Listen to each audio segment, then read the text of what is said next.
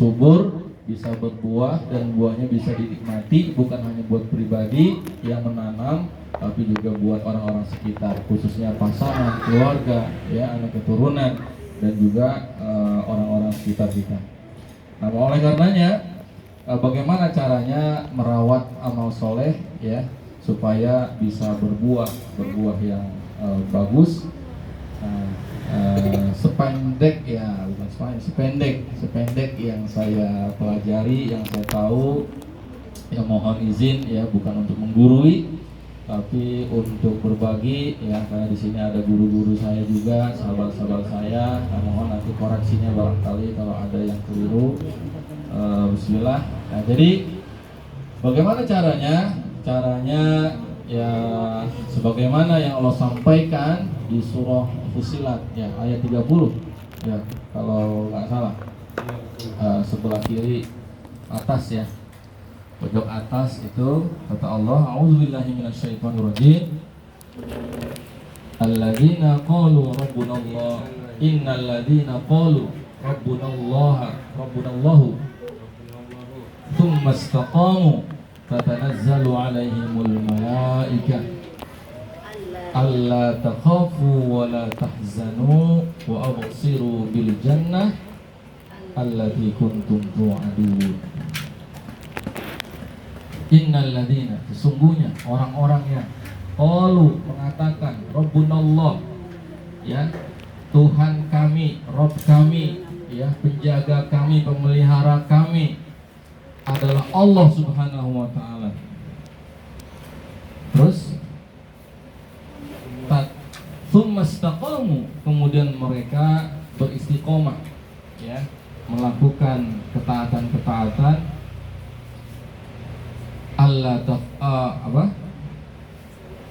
Tatanazzalu alaihimul malaikah, maka akan Allah kirimkan, Allah akan turunkan malaikat-malaikatnya untuk ya menolong kita, untuk membantu kita, siapapun yang beristiqomah, ya, mengatakan, seraya mengatakan, alla takhafu wa la tahzanu, janganlah kalian bersedih ya akan masa lalu kalian, dan jangan kalian takut akan masa depan, dan wala tahzanu, jangan bersedih akan masa lalu yang sudah berlalu, ya, masa lalu yang sudah berlalu, yang berlalu biarlah berlalu. Gone is bygone, kata guru saya, asal jangan minum bygone. Yang lalu biarlah berlalu, ya. Nah, kita juga nggak usah khawatir tentang masa depan. Aduh, gimana saya nikah sama siapa yang masih jomblo, ya. Terus bagaimana ntar tugas saya, setorannya ya, Azmi ya, pisahnya, nggak usah takut, udah istiqomah aja. Nah, nanti bagaimana cara istiqomah, insya Allah kita akan bahas ya. Wa absiru bil jannah, dan kalian akan mengabarkan, dan mereka mengabarkan akan adanya surga. Allati kuntum tu'adun. Nah, surga yang dimaksud di sini, mohon maaf ya, sependek yang saya pahami, surga itu bukan hanya surga nanti sesungguhnya yang mengalir sungai, ya, berlapis-lapis, ya, seluas langit dan bumi dan segala fasilitasnya. Tapi di dunia pun Allah hadirkan surga buat orang yang beristiqomah. Apa surganya di dunia? Ini yang santri contoh, ya, tugasnya selesai dengan cara ajaib, cepat, nggak disangka-sangka kok bisa saya selesaikan akad target 12 juz misalnya, kisahnya selesai 6 bulan, bahkan lebih cepat dari itu. Kenapa? Karena yang ngerjain bukan cuma Azmi, bukan cuma dia seorang. Allah kirimkan malaikat-malaikat untuk membantunya. Hafalannya dimudahkan oleh Allah, ya, hafalannya dimudahkan, setoran dimudahkan, sebagainya. Nah, terus untuk orang tuanya bagaimana? Ya, persoalannya kan lebih banyak orang tuanya sama anaknya. Nah, surga buat orang tua, persoalannya Allah mudahkan. Ya, Allah kasih solusi. Yang punya hutang Allah lunasin hutangnya. Itu surga bukan, Bu? Surga bukan? Lagi punya masalah dikasih solusi, surga bukan? Surga. Yang punya anak bingung, ya Allah gimana? Ternyata anak-anaknya Allah bimbing jadi anaknya soleh-solehah, muslim-muslimah, ahlu khair, ahlu zikir, ahlu Quran, taat, Masya Allah. Surga bukan itu? Surga. Cita-citanya tercapai, hajatnya tercapai, surga bukan? Surga.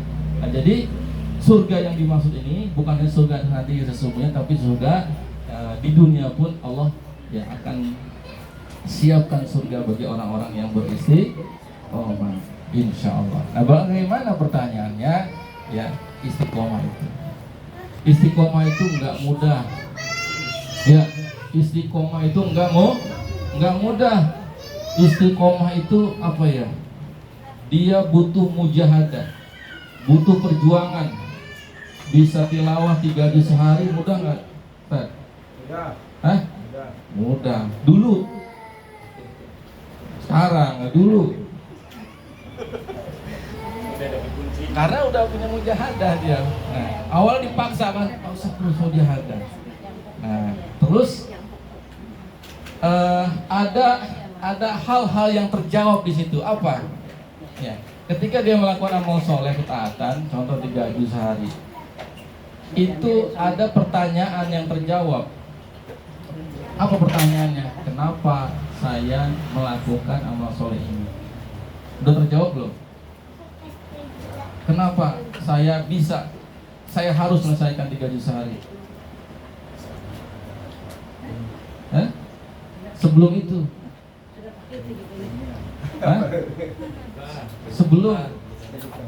Sebelum butuh, ada nggak target-target yang ingin dicapai? Sebagaimana orang kerja nih, orang kerja sanggup dari pagi ya 12 jam dari jam 8 sampai jam 5 misalkan, dia kerja ya walaupun kondisi bahkan mungkin kurang sehat tetap dia bisa bekerja. Kenapa dia mau bekerja? Karena ada gaji. Nah, jadi ada why, ya, pertanyaan itu yang harus dijawab. Kenapa saya melakukan ini gitu. Nah, jadi istiqomah itu nggak mudah. Yang mudah itu adalah istiqomah. Ya. Nah, jadi teman-teman gimana caranya? Ya Bismillah, ya ini berbagi saja atau mengulas saja bagi yang sudah pernah. Ya nanti mohon kalau ada yang mau nambahkan silakan. Yang pertama, Bismillah, adalah dengan berdoa. Kayaknya bukan 3 nih ya, bukan 3 lebih bukan. Yang pertama dengan doa. Ya, jadi supaya kita bisa istiqomah itu minta sama Allah. Siapalah kita mah nggak punya apa-apa, kita lemah, nggak ada daya dan upaya kecuali kekuatan dari Allah. Nggak mungkin kita bisa ibadah, bisa istiqomah, ya kalau Allah nggak mudahkan. Nggak mungkin kita bisa ngapal Quran kalau nggak Allah mudahkan. Nggak mungkin kita bisa sholat, bisa nyembah Allah kalau nggak Allah mudahkan. Semuanya Allah yang mudahkan. Nah, maka kita berdoa sama Allah, ya Allah, ya mudahkan kami untuk bisa mendekat kepadamu. Ya, di antara bentuk doanya yang diajarkan oleh Nabi Shallallahu Alaihi Wasallam, apa doanya? Allahumma a'inni ala dzikrika wa syukrika wa husni ibadatik. Allahumma, ya Allah, ya Rabb kami, ya Allahumma a'inni, ya ala dzikrika, ya Allah tolonglah kami untuk senantiasa mengingatmu dan bersyukur kepadamu, ya, dan melakukan ibadah-ibadah terbaik yang kau sukai. Terus doa yang kedua, udah hafal tadi ya doanya semua? Hah? Allahumma a'inni ala dzikrika wa syukrika wa husni ibadatik. Nah, itu doa ya, kalau bisa dibaca sebelum salam, ya sebelum salam setelah tahiyat itu kita baca itu, sujud terakhir sering-sering dibaca itu. Dan satu lagi doa yang dibaca di sujud-sujud terakhir juga yang diajarkan Nabi SAW, ya itu doanya apa? Ya muqallibal qulub, tsabbit qalbi ala dinik, Ya musarrifal qulub sarif qalbi ala ta'atik. Ya Allah yang membolak-bolakan hati, ya, tetapkanlah hati kami, ya, untuk tetap berada di jalanmu, ya. Allahumma aini, ya Allah tolonglah kami, tolonglah saya, tolong saya ya Allah, gitu. Ya. Ya muqallibal qulub tsabbit qalbi ala dinik, ya musarrifal qulub sarrif qalbi ala ta'atik. Wahai Allah, ya, yang membolak-bolakan hati, yang mencondongkan hati, condongkanlah hati kami untuk taat kepadamu. Sekali lagi, yang bikin kita mudah taat siapa? Yang bikin kita mudah ibadah sama Allah siapa? Maka nggak ada daya dan kekuatan kecuali Allah Subhanahu wa ta'ala. Maka yang pertama kali adalah berdoa kepada Allah. Udah doa aja masih banyak godanya, apalagi nggak doa. Nah itu yang pertama, ya.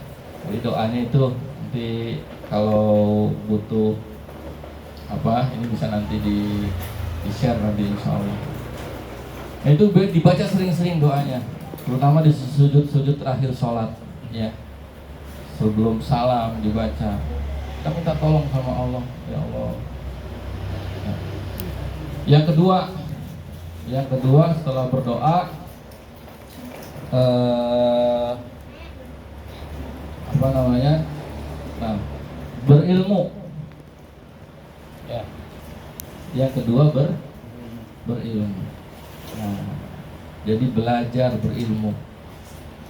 Nah,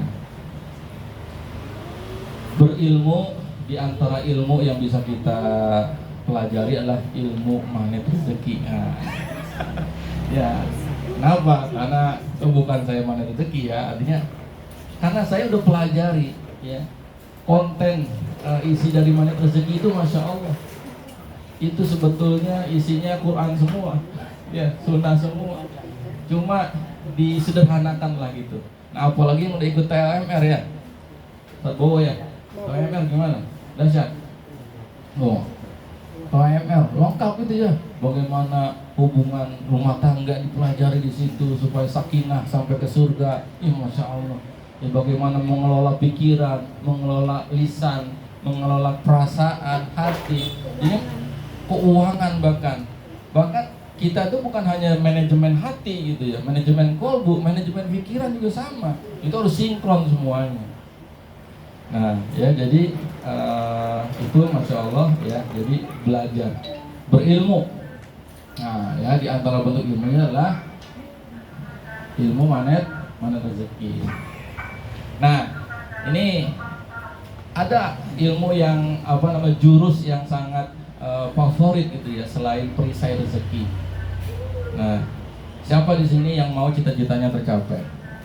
Pasti semua mau, ya.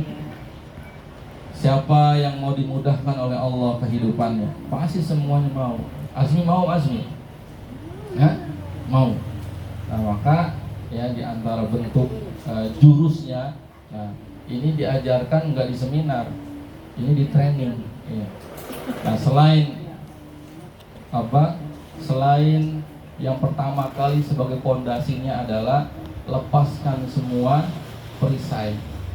Perisai itu dosa. Ya, perisai itu adalah dosa. Bagaimana mungkin kita ditolong oleh Allah pada saat yang sama kita justru nantang Allah dengan cara apa? Bermaksiat kepada Allah. Halo? Halo? Halo? Ya. Nah, nggak mungkin, ya, nggak mungkin Allah akan nolong kita kalau pada saat yang sama justru kita nantang Allah. Ya. Terus ada lagi jurus turunkan garis kebenaran, coba. Nih, turunkan garis kebenaran. Nah, tadi ini menyangkut, ya, apa namanya, maksudnya apa sih? Jadi semua awal persoalan itu adalah merasa diri paling benar, yang lain salah. itu diajarin di magnet rezeki. Halo Bapak, nih para ayah, ya para ibu, semua persoalan itu dimulai dari saya yang paling benar, semua salah. Suami merasa paling benar, istri, orang tua merasa paling benar, anak merasa saya yang benar, orang tua saya ya. Dan disitulah sebetulnya sumber permasalahan, sumber persoalan. Nah terus gimana? Nah, sudah ya, sebaliknya berarti jadi sumber solusi adalah ketika merasa diri paling salah, yang lain dibalik. Artinya ada upaya untuk mengkoreksi diri, apa nih yang salah dari saya, kan gitu. Jadi nggak ujuk-ujuk orang lain salah, orang lain salah. Nah, jadi sebagaimana Nabi Adam kenal nggak Nabi Adam? Kenal. Gimana kenal? Tahu dari Al-Quran. Nabi Adam itu keluar dari surga sebabnya apa? Asmi, sebabnya apa Nabi Adam keluar dari surga? Hah? Kenapa dia melanggar? Melanggar apa? Siapa yang melarang? Allah. Berarti larangan Allah dilanggar. Nah, kenapa dia melanggar? Dibisikin sama setan, dibujuk, dihasut. Iya. Nah, yang salah harusnya siapa? Setan apa Nabi Adam? Wow, sumber yang salah kan setan kan? Tapi inilah, lihat pesan cinta dari Allah di Al-Quran. Ketika Nabi Adam dikeluarkan dari surga sebab dia melanggar ya perintah Allah. Tapi apa yang dibilang Nabi Adam? Halo? Yang dibilang Nabi Adam apa? Dia nyalain setan nggak? Nyalain iblis nggak? Dasar iblis resek, gue udah enak-enak di surga, pakai keluar gara-gara dia. Begitu nggak di Quran bunyinya? Tapi apa yang bilang Nabi Adam? Dia justru minta ampun sama Allah, berdoa sama Allah. Apa doanya? Rabbana zalamna anfusana wa illam taghfir lana wa tarhamna lanakunanna minal khasirin. Ya Allah, saya yang zalim.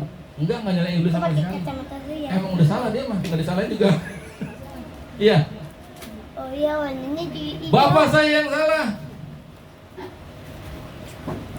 guru saya yang salah, teman saya yang salah, ibu saya yang salah, lembaga yang salah, negara ini yang salah, semuanya salah. Yang benar cuma dia.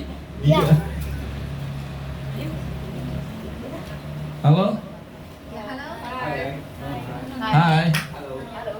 Sambil ya. Ini dulu saya belum belajar magnet rezeki, itu gampang nyalain orang, nyalain keadaan. Memang kenyataannya saya yang benar. Mau dicari lewat sisi mana aja saya yang benar. Sama kayak Nabi Adam, butuh pembenaran akhirnya kan nggak bisa, saya yang benar. Akhirnya apa? Ya udah nggak minta maaf segala macam, bahwa saya yang benar. Halo? Iya. Tapi apakah itu yang diajarkan oleh Allah? Justru enggak. Justru disitulah sumber masalah.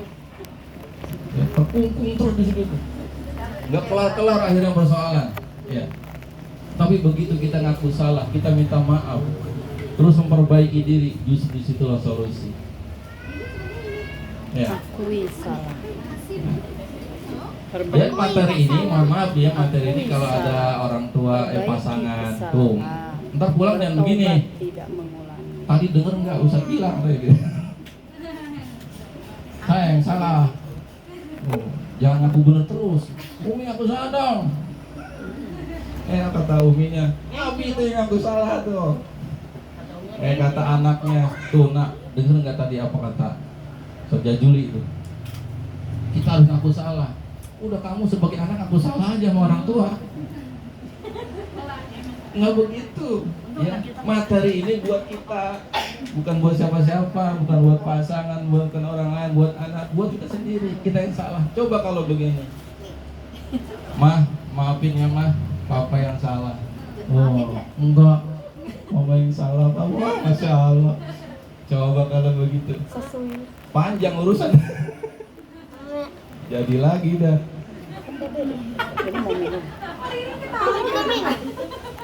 Gampang banget.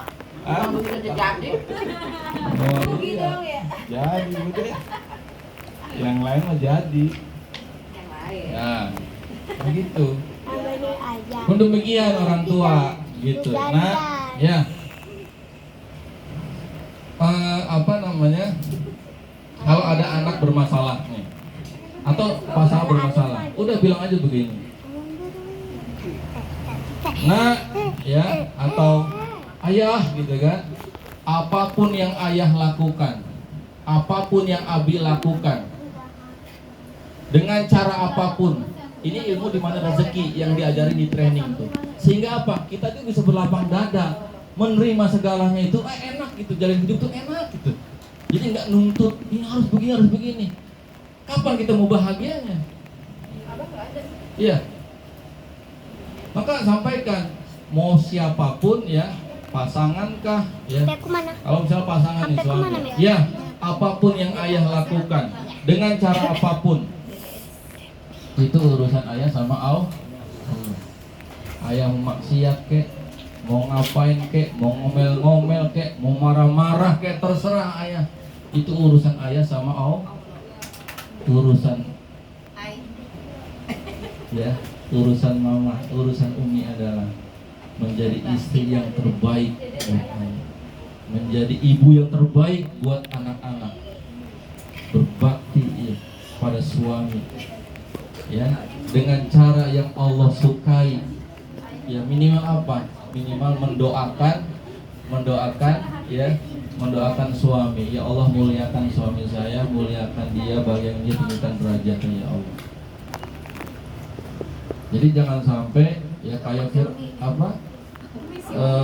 coba contohnya siapa? Istrinya Fir'aun. Istrinya Fir'aun, Siti Asia. Ya, suaminya Fir'aun, tapi Siti Asia jadi pemimpin wanita di surga. Kok bisa? Ini jangan sampai suami masuk neraka, istri ikut-ikutan gitu. Nauzubillahimin. Ya. Gitu. Pun demikian kepada anak. Nah, apalagi anaknya udah dewasa, ya udah balik. Nah, apapun yang kamu lakukan, dengan cara apapun, mau bagaimanapun kamu melakukan itu, terserah kamu, urusan kamu sama Allah. Kamu udah tahu neraka kan? Kamu udah tahu kan? Kalau ini ada balasannya, ini ada balasannya. Yang baik dibalas dengan kebaikan, yang buruk dibalas dengan keburukan. Kamu udah paham kan? Nah? Itu urusan kamu sama Allah. Urusan Umi, urusan Abi adalah menjadi orang tua yang terbaik buat kamu. Akan tetap mendoakan kamu, mendampingi kamu, mensupport kamu. Tapi mohon maaf ya, ketika nanti di akhirat ya, Allah takdirkan kita nauzubillah min dzalik, berpisah. Abi dan Umi akan berhujah di hadapan Allah ketika kamu menuntut. Ketika kamu menuntut ya, enak banget orang tua saya ada di surga, saya di neraka, nggak pernah ngasih tahu orang tua saya. Sorry, ibu sudah sampaikan sekarang di dunia. Itu urusan kamu sama Allah. Sambil tetap ngasih teladan, ngasih contoh begitu. Nah itu ilmu mana rezeki itu, masya Allah dah. Ya, apa-apa yang dulu saya pelajari dengan guru saya 5 tahun, itu saya baru paham di mana kayak puzzle tuh yang belum lengkap tuh dilengkapi di sini. Itu masya Allah. Betul nggak Pak Ustaz? Hah? Apa yang betul? Ya. Nah, jadi gitu ya. Udah yang lalu biarlah berlalu ya. Nah, sekarang maafin semuanya, maafin orang tua. Pun anak begitu juga sama. Umi, Abi, maafin ya kalau aku salah. Oh, Mbak. Ya. Rasulullah Muhammad SAW kenapa sangat disayang oleh Allah Subhanahu wa taala? Pak Herman, kenapa Nabi kita menjadi pemimpin para nabi, ulul azmi. Masya Allah. Pemimpin para nabi dan rasul, kekasihnya Allah, sangat disayang oleh Allah. Gak ada yang boleh masuk surga lebih dulu kecuali Nabi Muhammad Sallallahu Alaihi Wasallam. Kenapa? Hah? Udah dari sononya? Udah dari sononya itu mah. Ya itu jawaban Pasti itu. oh punya orang dalam di surga. Orang Iya. Orang ilmu pasti. Itu aku malas mikir apa ya. Iya. Dari sono ya benar, udah tak lu gitu ya. Ada lagi jawaban yang paling gampang. Wallahu a'lam. Iya.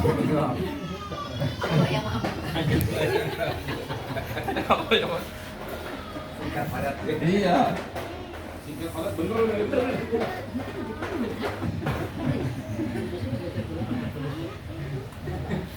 Rasul itu umat lebih saya.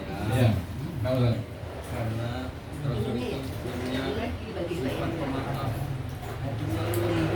Sebab Iya, masya Allah. iya. Sampai-sampai saat berdakwah itu kan nggak sedikit cobaan Rasul, Iya. nggak gampang, nggak ringan. Sampai mulai dari dibully lah, sampai dilempari dibunuh kan. Tapi Rasul doanya ke yang mau bunuh ke itu, walaupun malaikat minta bantuan ke Allah, enggak nih Bukit Taif balikin Iya, ke iya. ini. Rasul enggak. Malaikat Jibril, siapa tahu dari anak keturunan mereka, cucu mereka. Jadi kalau bahasa kita begini, Jibril aja kenapa jadi ente yang sewot gitu? Dilemparin siapa gitu? Jangan gitu ya, kasihan mereka. Insya Allah. Iya, betul. Nah, saya ingin menambahkan ya, betul kata Ustaz Bowo tadi. Jadi Rasul itu maaf, orangnya itu dianugerahkan Allah jiwa pemaaf, ya. Karena memang Allah itu al-afu, maha pemaaf. Nah, tapi yang mohon maaf nih ya kalau kurang tepat, sependek yang saya pahami, bahkan sampai kenapa Allah itu bersolawat kepada Nabi.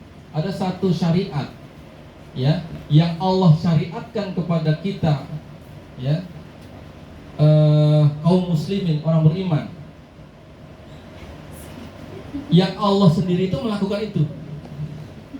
Allah sholat nggak ketika nyuruh sholat? Azmi, Allah nyuruh kita sholat, Allah sholat nggak? Allah nyuruh kita puasa, Allah puasa nggak? Allah nyuruh kita sedekah, zakat, infak, Allah lakukan nggak? Allah nyuruh kita jihad, Allah jihad nggak? Tapi ada satu perintah Allah, syariat Allah, Allah perintahkan kepada kita orang beriman, dan Allah bahkan lebih dulu melakukannya. Apa itu? Sholawat. Ya ayyuhalladzina amanu sallu alaihi wasallimu taslima. Innallaha wa malaikatahu yusholluna ala nabi ya ayyuhalladzina amanu sallu alaihi wasallimu taslima. Hai orang-orang beriman, hai orang-orang yang aku beriman, ya.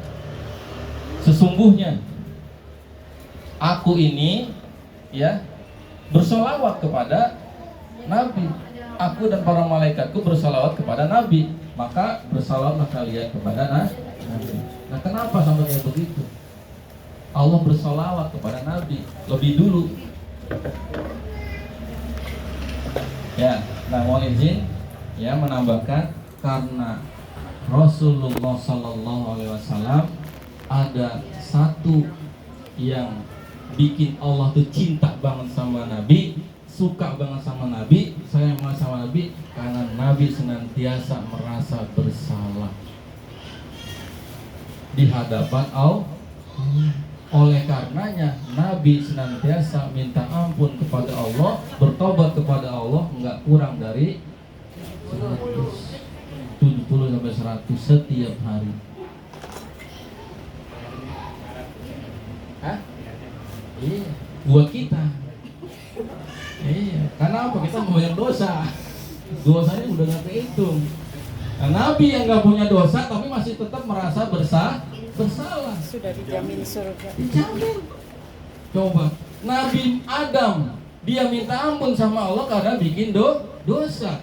Nabi Yunus dia minta ampun, la ilaha illa anta subhanaka inni kuntu minadz dzalimin, karena bikin dosa apa? Dia ngambek sama umatnya, kesel sama umatnya sampai mendoakan binasa buat umatnya. Tapi Nabi nggak pernah bikin dosa sama Allah, tapi Nabi senantiasa minta maaf yang merasa salah.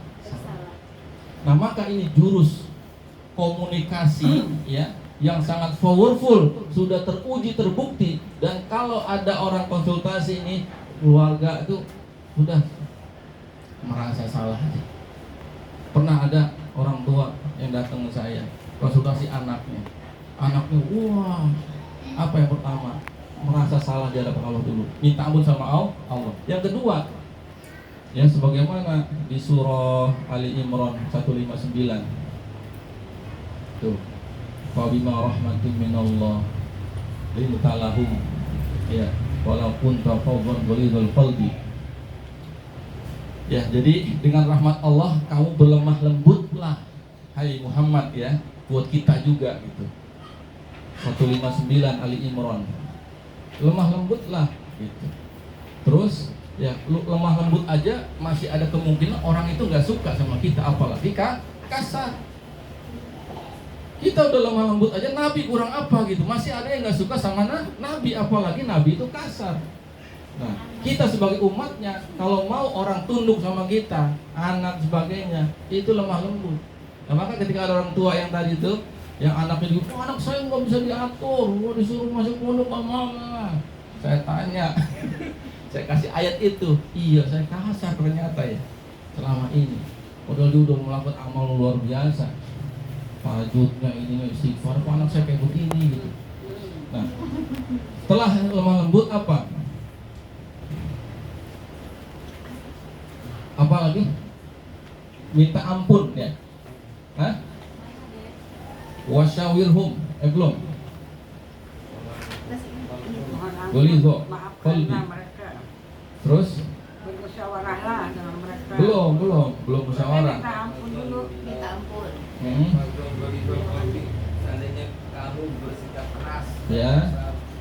kepada umat, Min haulik, ya mereka akan menjauh darimu. Terus maka maafkan. fa'fu anhum, ya maka maafkanlah mereka. Tuh. Nah, jadi nih ya yang punya problem ya, persoalan dengan manusia siapapun itu, ya pasangan, terus orang tua dengan anak atau dengan orang lain, maka maafkan mereka. Ya. Bu, maafin. Ya Allah, saya maafkan. Nah, maafkan. Maka jurus pertama yang saya sampaikan dengan orang tua itu, saya bilang minta maaf sama anak. Setelah minta maaf apa? Fa'fu anhum, maafkan mereka. Wastaghfir lahum, minta ampun. Ya, minta ampun untuk mereka. Nah, jadi kalau bisa sholat taubat buat mereka. Allah Akbar, ya Allah, saya sholat taubat untuk anak saya. Maafin saya ya Allah, kalau selama ini saya yang salah ya. Dia begitu karena saya juga ya Allah, saya sadar ya Allah. Maka ampuni saya ya Allah, dan ampuni dia juga ya Allah. Itu doa Allah yang beres itu. Allah turunkan malaikat-malaikat tadi kan, kata nazul alaihi malaikat, diberesin anaknya. Udah, serahin aja sama Allah. Tuh, terus wastaghfir lahum wasyawirhum fil amr, dan bermusyawarahlah dengan mereka dengan urusan itu. Nah, musyawarah terbaik apa? Tadi merasa salah. Merasa salah, akhirnya minta maaf. Maka saya sampaikan kepada orang tua itu setiap hari, ya, setiap hari peluk anaknya, minta maaf sama dia. Nak, maafin Abi kalau Abi salah. Udah, itu musyawarahnya begitu aja. Nak, maafin Abi kalau Abi banyak salah. Umi juga sama. Nak, maafin Umi kalau Umi banyak salah sama kamu. Udah, nggak usah ngomong yang lain. Berbusa-busa juga udah banyak nggak didengar kemana-mana kan. Jadi itu aja udah. Dan itu bukan 1-2 orang. Mohon maaf ya, ada beberapa orang yang konsultasi sama saya itu beres. Tuh, jempol-jempol dia bilang tuh. Ada lagi tuh.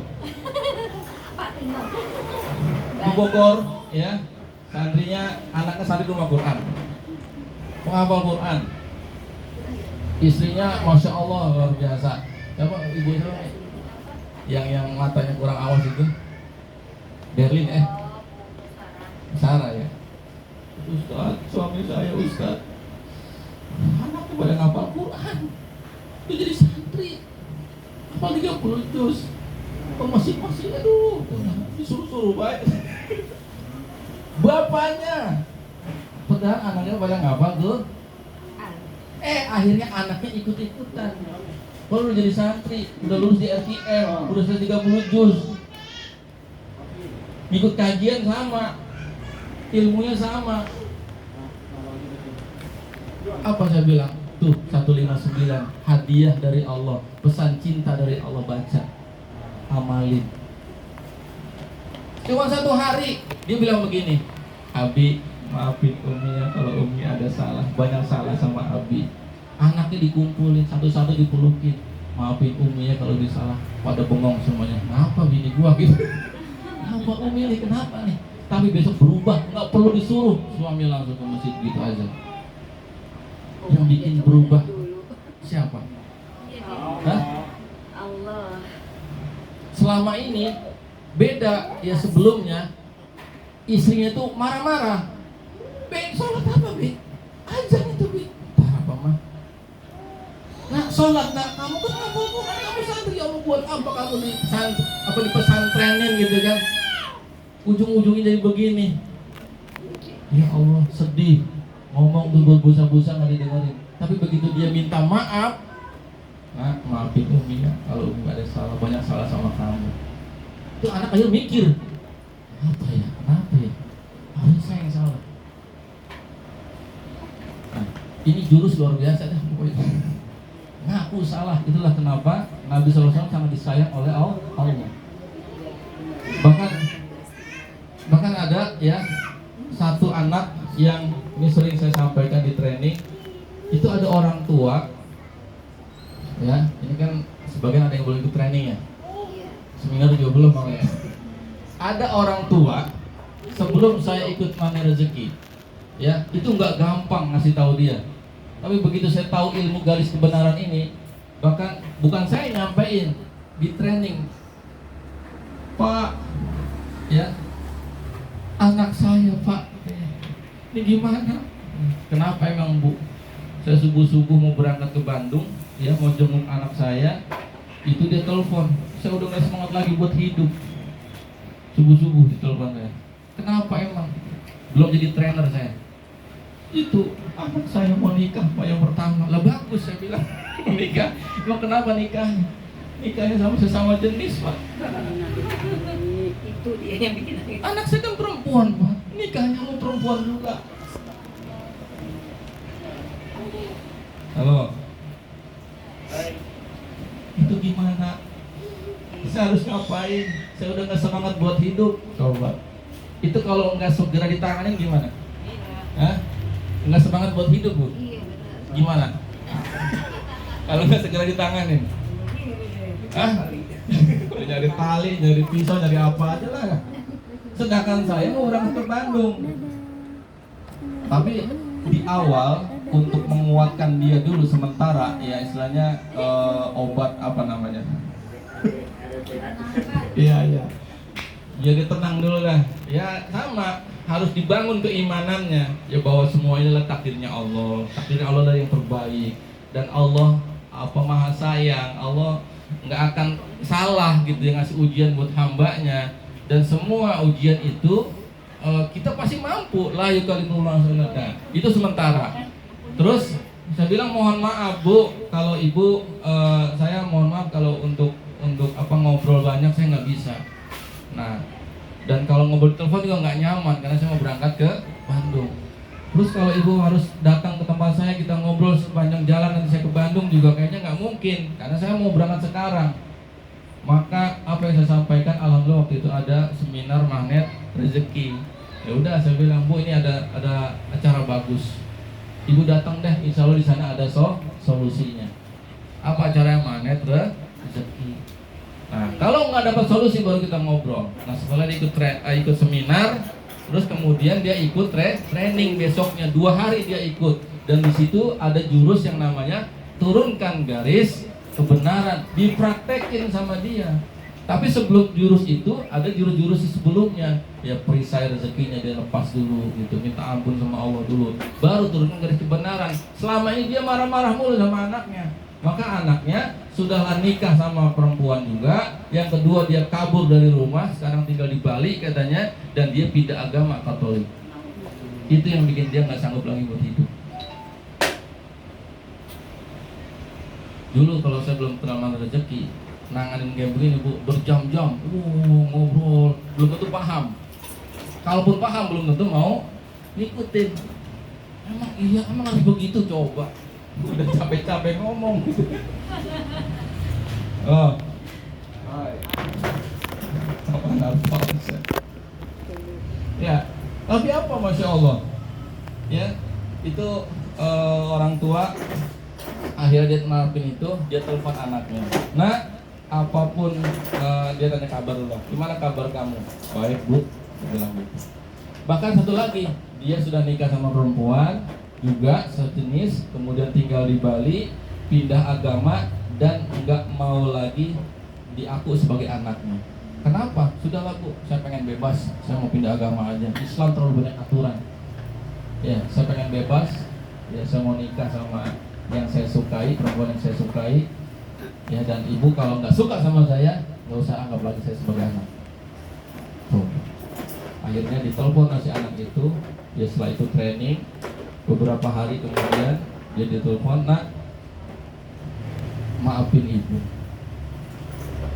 Itu yang pertama, ya.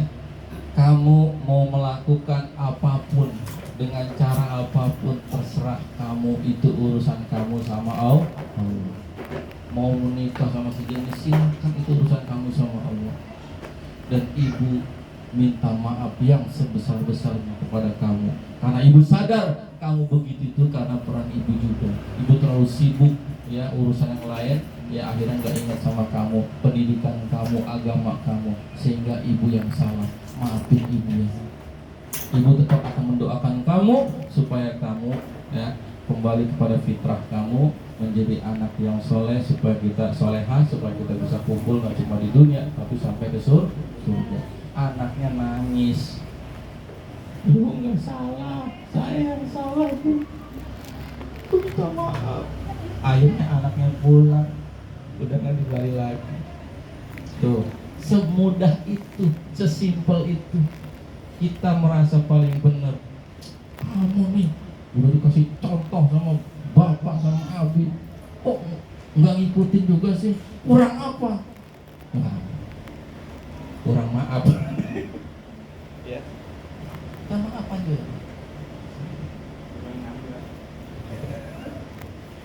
Kurang nambah, nambah. Bukan nambah. Ya, gitu. Ya, anak pun sama ya. Jadi kalau semuanya punya apa keyakinan yang sama, ya insya Allah ini kalau ketemu luar biasa dahsyat ya. Nah, jadi berilmu ya. Yang pertama tadi apa? Berdoa. Yang kedua berilmu. Nah, jadi kita istiqomahnya ini pakai ilmu, mana rezeki lah, Masya Allah ya. Nah, ini kalau yang belum pernah ikut trainingnya boleh bisa kok ya. Bukunya ada, yang gratis tuh di Telegram juga ada. Dengerin aja audionya lengkap semuanya. Tuh, terus di YouTube juga banyak. Nah, cuma memang bedanya itu nggak ngurut gitu, nggak berurutan. Nah, kalau kita ikut training itu berurutan dan lebih serius, ya, lebih dahsyat lah itu hasilnya. Nah, insya Allah nanti tanggal 5 ya ada acara training juga, ya, camp malah ya, ada camp mana rezeki bagi yang mau ikut atau ada saudara teman yang silakan ya di infokan. Nah, yang berikutnya setelah berilmu, berukhuwah. Apa? Berdoa, berilmu, berukhuwah. Nah, berukhuwah ini maksudnya apa ya? Berjamaah, berkomunitas, berada di lingkungan ya orang-orang yang positif ya. Karena apa? Ya, berukhuwah itu lawannya adalah berkesendirian. Nah, sendiri inilah. Jadi ketidakbaikan, keburukan itu punya pola, kebaikan itu punya pola. Nah, keburukan itu polanya adalah sering menyendiri. Kesendirian itu cenderungannya dekat dengan sesuatu yang tidak baik. Contoh, ya kalau santri nggak boleh, ya kan, dilarang merokok misalnya. Itu terang-terangan apa diam-diam sendirian? Diam-diam. Hah? Diam-diam kan? Nah, sendiri atau rame-rame? Ya ada Ada temennya juga. Tapi kan nggak rame banget gitu kan? Ngumpet-ngumpet. Ya, ngumpet lah, diam-diam lah. Nah, kalau pacaran boleh nggak? Hah? Dalam Islam boleh nggak pacaran? Kalau udah nikah boleh. Kalau belum nikah nggak boleh. Nah, kalau belum nikah, pacaran pengennya ngumpet-ngumpet apa terang-terangan? Biasa aja. Yang udah pernah pacaran gitu. Nah, jadi Pacaran di mana ya? ya tadi berukhuwah, ya, berlingkungan, berkomunitas. Kita berkomunitas, berkumpul seperti ini aja nih ya, ini belum menjamin kita bisa jadi baik, ya. Kita berkomunitas, berkumpul, ya, bersosialisasi dengan teman-teman yang soleh, itu nggak jaminan kita bisa jadi baik. Bahkan santri sekalipun berada di lingkungan yang baik, di tempat yang baik, itu nggak jaminan dia bisa jadi baik. Bahkan di tempat yang berkah sekalipun, Mekah, Madinah, ya, orang nggak jamin jadi baik di sana. Abu Lahab aja kan ketemu Nabi, bareng sama Nabi di Mekah hidupnya, lamannya juga nggak jaminan jadi baik. Apalagi sendiri, ya, apalagi sendiri. Nah, makanya kita harus juga pinter-pinter memilih lingkungan, memilih komunitas yang positif, yang menguatkan. Berapa sekarang? Nggak kerasa saya ngomong ya. Masya Allah, berkomunitas ya, berukhuwah. Nah, jadi sebagaimana dulu ada siapa? Seseorang yang hidup sebelum Nabi SAW, ya, beliau ini berdosa, ya, merasa berdosa karena sudah membunuh 99 orang. Akhirnya bertanya dengan orang soleh, ya, ahli ibadah saat itu. Akhirnya dibilangnya, apakah dosa saya akan diampuni setelah saya membunuh 99 orang? Wah, dosa ente terlalu berat, nggak akan diampuni. Maka tanggung kalau begitu, dibunuh juga akhirnya. Jadi 100. Kemudian dia bertemu dengan orang soleh yang ahli ilmu. Apa yang dikatakan ahli ilmu itu, ya, anakku, Allah itu maha pemurah, Allah itu maha pemaaf, Allah maha pengampun. Ketika engkau merasa dosamu setinggi gunung, maka ampunan Allah itu lebih luas dan lebih tinggi. Maka minta ampun sama Allah, maka Allah akan ampuni engkau.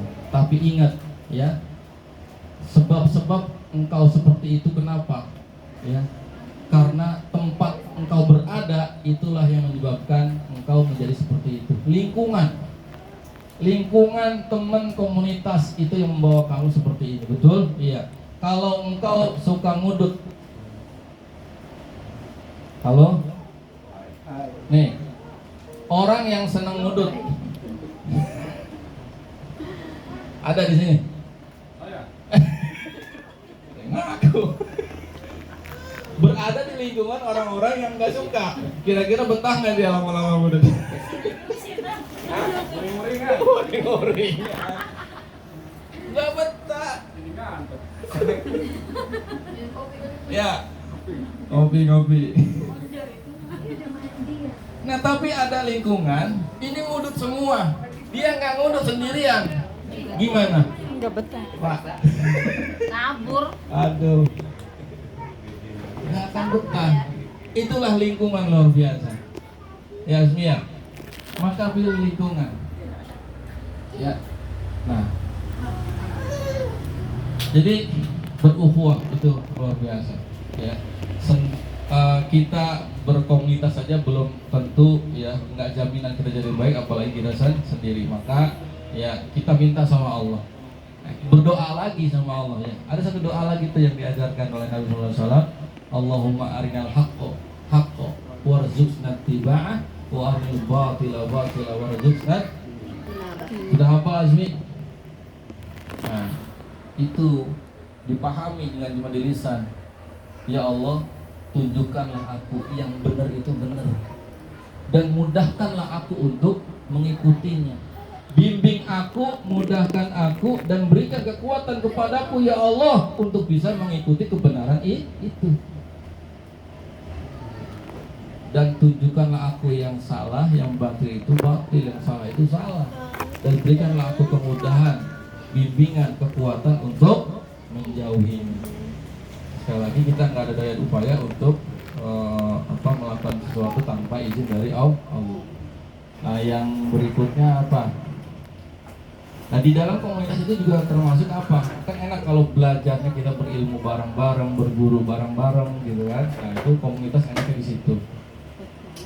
Nah, yang berikutnya apalagi berada di lingkungan orang-orang yang soleh ya. Berkomunitas, berguru, berada di lingkungan orang-orang soleh ya. Nah, berdoa ya, berdoa tadi yang pertama, yang kedua berilmu, yang ketiga berukhuwah. Udah tiga juga berarti. Bukan 4. Bukan 4. Empat. Yang keempat apa sih? Berada di lingkungan Sama aja itu. sama nih, komunitas ya. Sama. Ya udah berarti tiga benar. Ya, tiga. Nanti tiga itu ya cakupannya luas ya. Nah, insya Allah itu yang bisa saya sharingkan pada kesempatan siang hari ini ya. Jadi mudah-mudahan apa yang kita sudah tanam ya, apapun amal solehnya di Ramadan kemarin, yang mudah-mudahan Allah terima ya, Allah terima amal soleh, semua amal ibadah kita, masalah kita, dan Allah bimbing kita, Allah mudahkan kita untuk bisa merawatnya, menjaganya, meneruskannya ya di bulan-bulan lainnya, dan mudah-mudahan Allah juga berikan kesempatan kita untuk bisa kita berjumpa kembali dengan bulan Ramadan di tahun depan ini ya Allah ya Rabbal Alamin.